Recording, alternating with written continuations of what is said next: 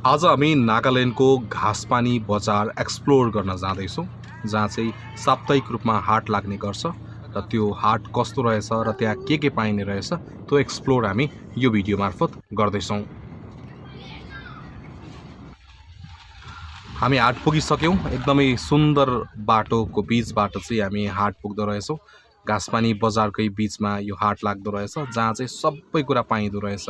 मिठाई, फलफुल, विशेष चाहिँ यो हाट कपडाको लागि अलि धेरै प्रख्यात रहेछ।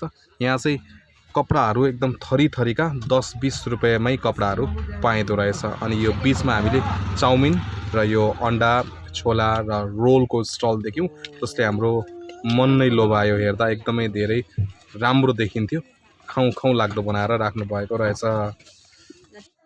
यो मार्केटमा नपाइने कुरा चाहिँ मैले खासै केही पनि देखिनँ। श्रृङ्गारको सामग्रीदेखि लिएर सागसब्जी, मरमसला सबै कुरा पाइँदो रहेछ।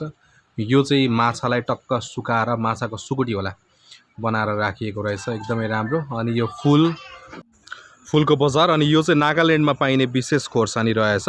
यो चाहिँ अति धेरै पिरो हुन्छ अरे। यसको चाहिँ मैले बिजन राख्नको लागि बिजन लिएर आएको छु।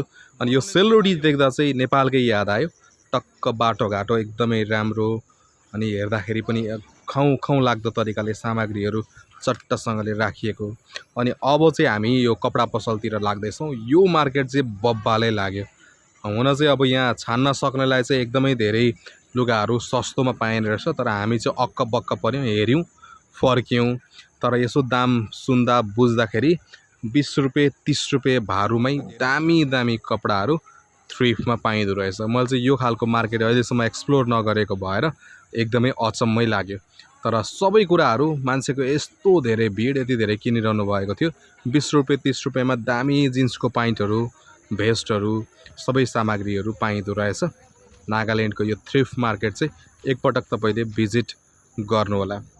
एकदमै ह्युज स्पेसमा, ह्युज क्राउडको बिचमा चाहिँ यो मार्केटमा सेल भइरहेको थियो। एकदम राम्रो राम्रो लुगाहरू, सबै बच्चादेखि बुढाबुढीसम्मलाई एकदम फेसनेबल कपडाहरू सस्तो मूल्यमा पाइँदो रहेछ। नागाल्यान्डको यो घाँसपानीको मार्केट आज मैले तपाईँहरूलाई देखाएँ। भोलि म अर्को कुनै एउटा ठाउँ तपाईँहरूलाई एक्सप्लोर गरेर देखाउनेछु। तपाईँ यो भिडियो मन पर्यो भने सेयर गरिदिनु होला र पेजलाई लाइक अनि सब्सक्राइब पनि गरिदिनु होला।